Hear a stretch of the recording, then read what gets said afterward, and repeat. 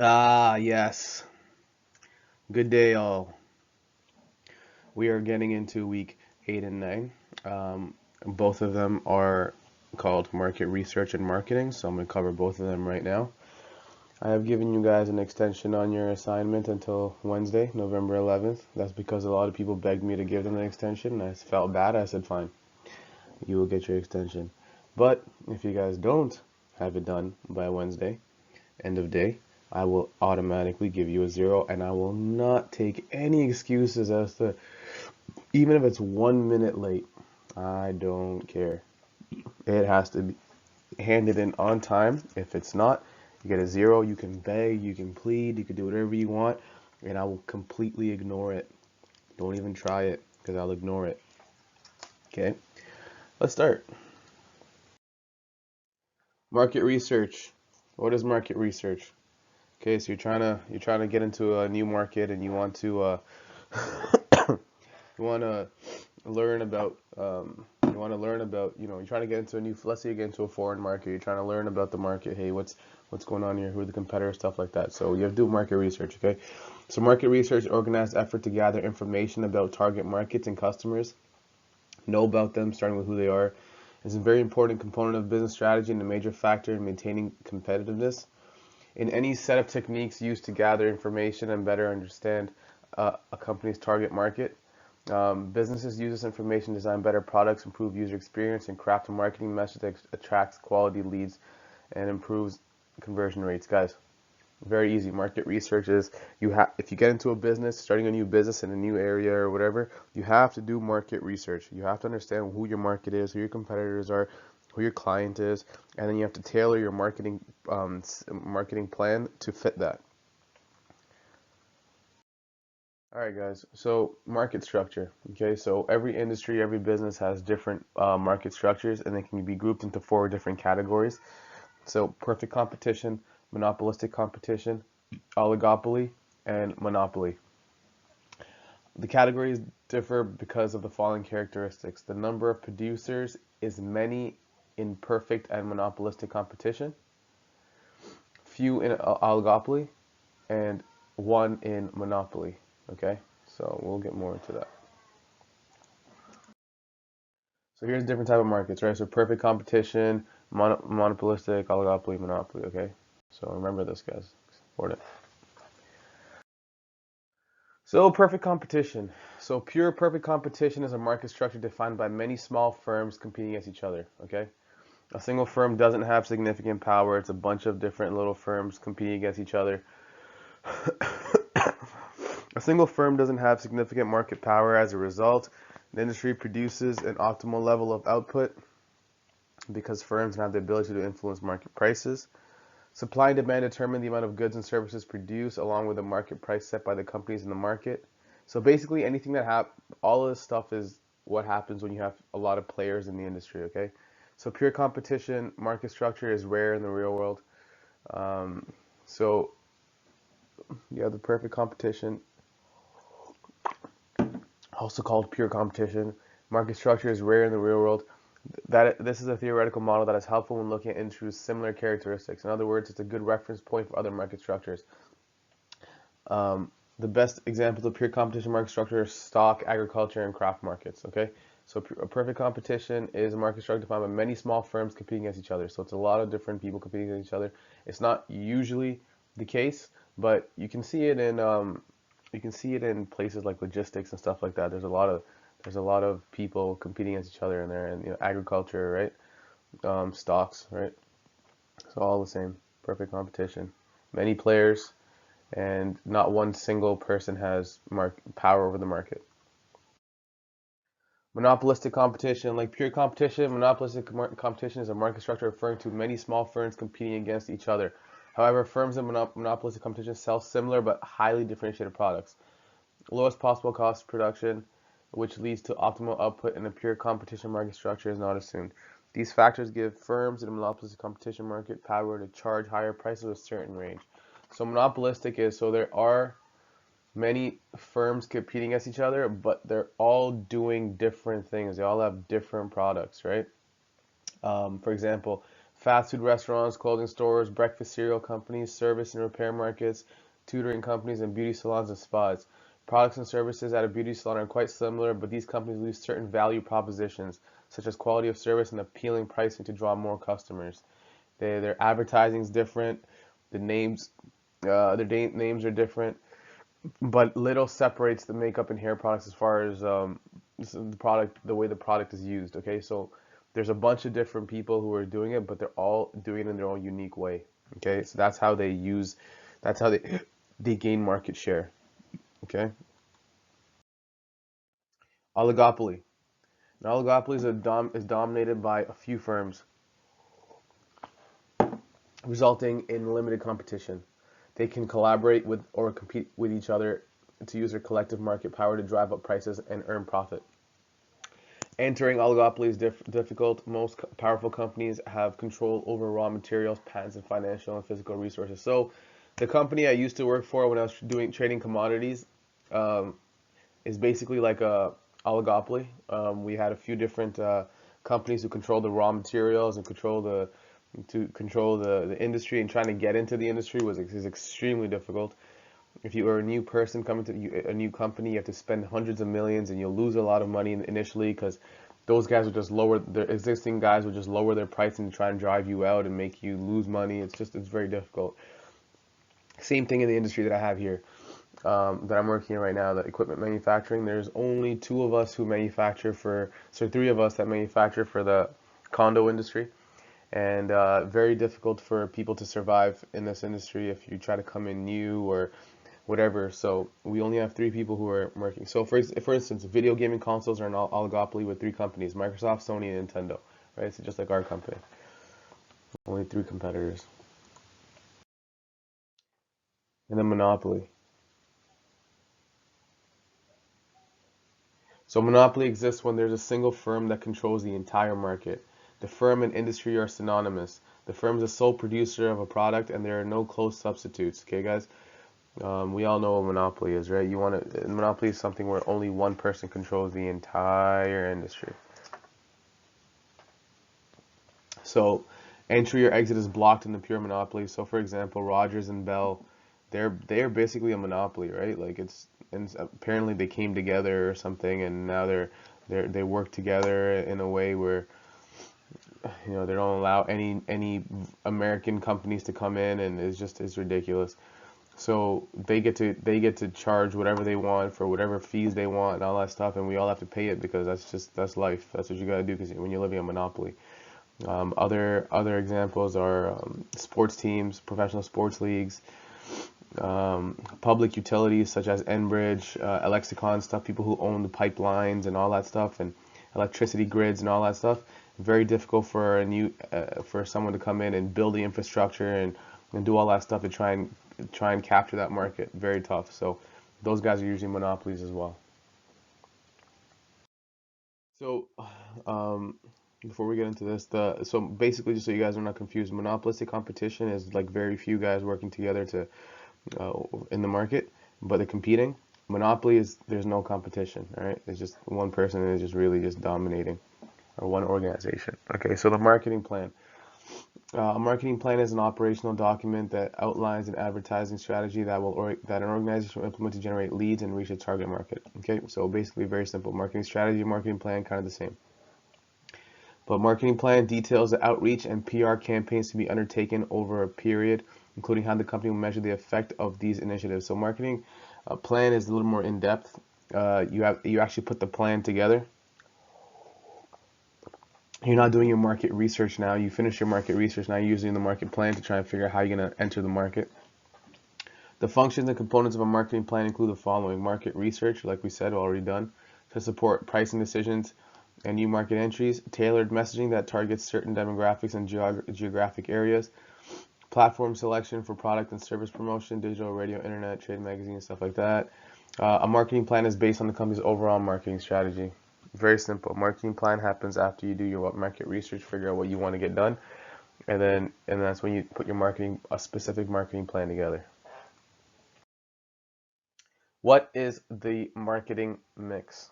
Okay, so marketing mix is a foundation model for business historically centered around product, price, place, and promotion. The 4 P's of marketing: your product, your price, your place, and promotion. The marketing mix has been defined as a set of marketing tools that a firm uses to pursue its marketing objectives in the target market. So you have to use these 4 P's in order to define how you're going to pursue your objectives. Okay, so all the objectives you put into your marketing plan, you use a marketing mix, right? So you talk about the product, talk about the price, the place, and promotion. So when we talk about that, when we talk about product, you're talking about first you have to figure out what your product is and how your product's gonna affect the users in the most positive way possible. Then price. Now you gotta have a price that's competitive, price that people are gonna willing to pay. Like if you have a really nice product but it's extremely expensive, odds are you're not gonna get a lot of sales. So you want to try your best to keep it reasonable, right? Like you gotta look at your target market and say, okay, are they able to afford it? Place. Okay, so where are you selling this stuff, right? Place, geographic place, like where are you selling it? Are you selling it in retail locations, wholesaling, all that stuff?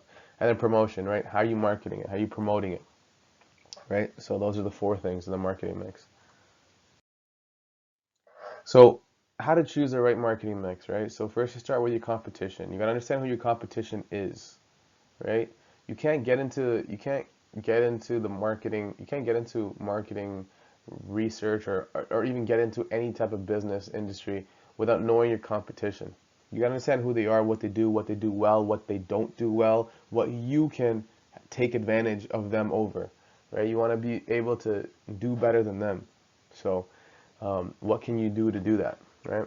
Identify your ideal customer. Who is your target market? Create specific goals, right? Success in anything comes from setting goals, like even in your personal life or your financial life, any of that stuff, your career, all that stuff, you have to set specific attainable goals. If you don't set specific attainable goals, you're not going to get where you want to go. It's just simple. They say if you don't, they say that, what do they say? They say that a goal that's not written down is a dream, right? You got to write your goals down and make them realistic. Optimize your acquisition strategy. Plan your customer acquisition strategy. You got to understand how you're going to acquire these customers. Then you want to determine budgets, like how much you want to spend on acquiring these customers, how much will you spend on acquiring these customers, and then test, tweak, and analyze the results. Work on making it more efficient. Okay. When you have all the results, you want to go through them again and then work on making it as efficient as possible. All right. Ways to maintain market leadership. Let's just say that you put your business out, you followed all the right steps, and now your business is doing well. How do you stay on top? They say getting to the top is easy. Staying on top is the hardest part because everyone wants your spot, right? Everyone's that next hungry person to come and grab your spot. That's why in the UFC or in any type of sport, the people who are on top, the the champions, they always have to defend their titles. They have to try and stay on top because the guys underneath who are coming up, they want that so bad. They've never tasted it, so they're working 10 times harder. So you got to work just as hard in order to keep that. So in business, you have to do the same thing. So stay relevant through innovation, right? Um, if you want to continue to do better, you have to train better, right? You have to train smart, train different, shock your body so your muscles grow, so you get stronger, right? So you got to be innovative. You got to find new innovative things. You got to respond to customers fast, right? Your business is some customers are complaining, customers want this, customer that. You got to get there fast, like Amazon. 2 days, one day, next day, same day shipping. Like, come on, ridiculous. I don't even have to go to the store because I know, okay, I could just wait a day or two and it'll come to me. Instead of me getting up and going to the store doing all that, it just comes to me. Amazon. Use customer ideas. Amazon does the same thing, right? They read reviews, um, customer reviews. Customers say, hey, you know what? We don't like this. We want like this. And they go. They do their best to try and give the customers what they're looking for. Snap up competitors. What does that mean? Snap up competitors means buy the competitors. Sometimes you just have to buy a competitor. If you're doing really well, you have, you make a lot of money, and there's a competitor competing against you, and he's doing something that you think is could harm your business, and you have the money, and you think that what they're doing is good, and you could use it in your business, but to implement it, it'll take some time, it'll take some money, all that stuff. Why don't we just buy them? We get to learn the insides and outs of their business. You just buy your company, buy your competitors. And lastly, be more flexible, right? You have to always be flexible in business because anything that's too sturdy, too hard, is easy to snap. Okay, it's easier to snap than something that's malleable that you can move around, you can turn around, and right? It's like water, right? Like Bruce Lee says, he says, "Be like water," right? You have to be able to fit in any situation, adapt in any situation. So be like water. Foreign market entry strategies. Okay, how are you going to market or enter a foreign market? How are you going to do it? There's a few ways to do it. Okay, so first is direct exporting. So directly selling to the target market. So you're just using whatever you guys are doing in your house. Let's say you're selling stuff here in Canada, or you're doing the exact same thing in the US. Just going to customers and say, hey, we manufacture this or this. Can we sell it to you? That's the first thing. Direct exporting. Second is licensing. Okay, so let's say you have a product that, let's say you have a software, right? Yeah, you have a sales software, and you want to sell it into a different country. You can license it to one of the guys who are actually selling in that company right now. You can license it in that country, sorry.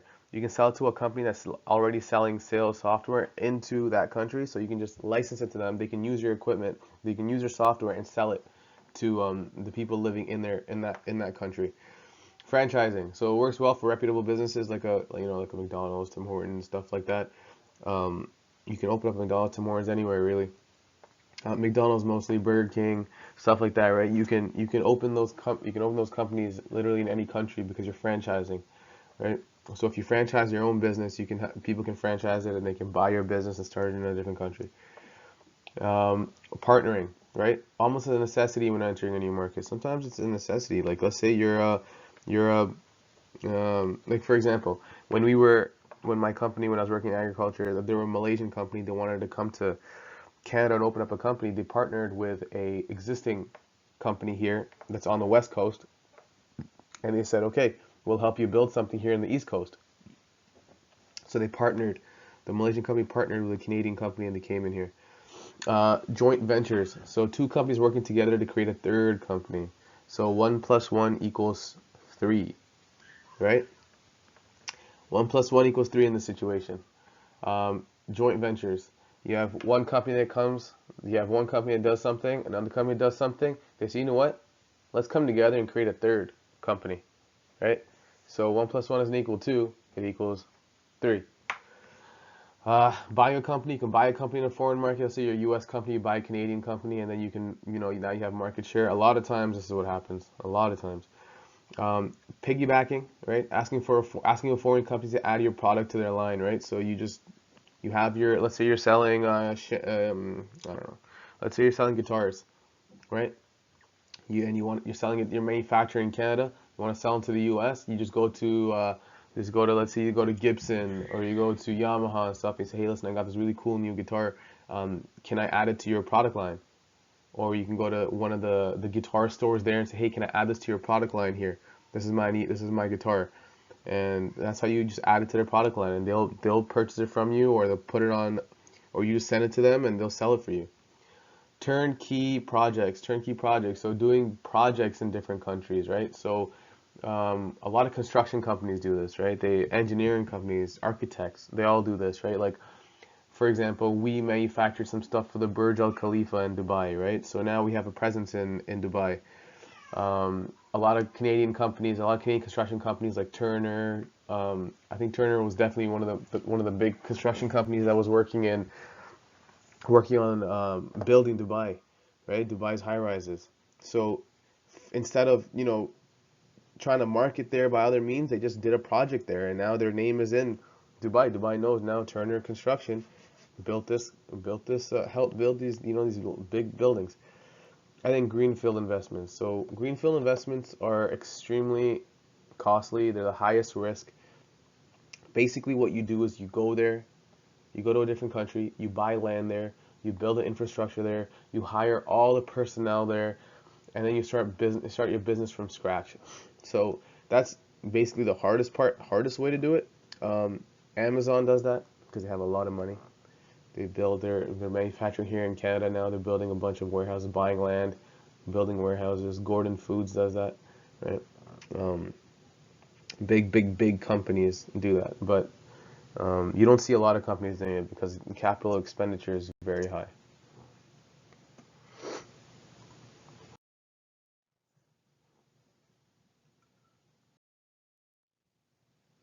All right, kids.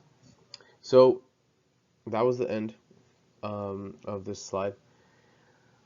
We're gonna be going live in class. I'll be testing you guys like always. A video and question will be posted, obviously. And then assignments due Wednesday. Like I said, any late submissions, I don't care if you're 30 seconds late. I gave you guys an extra 3 to 4 days, so you better get it done Wednesday night. If I don't get it, you're getting a 0. There goes 10% of your mark. All right, guys, it's up to you. Choice is in your hands. All right, I'll talk to you guys later.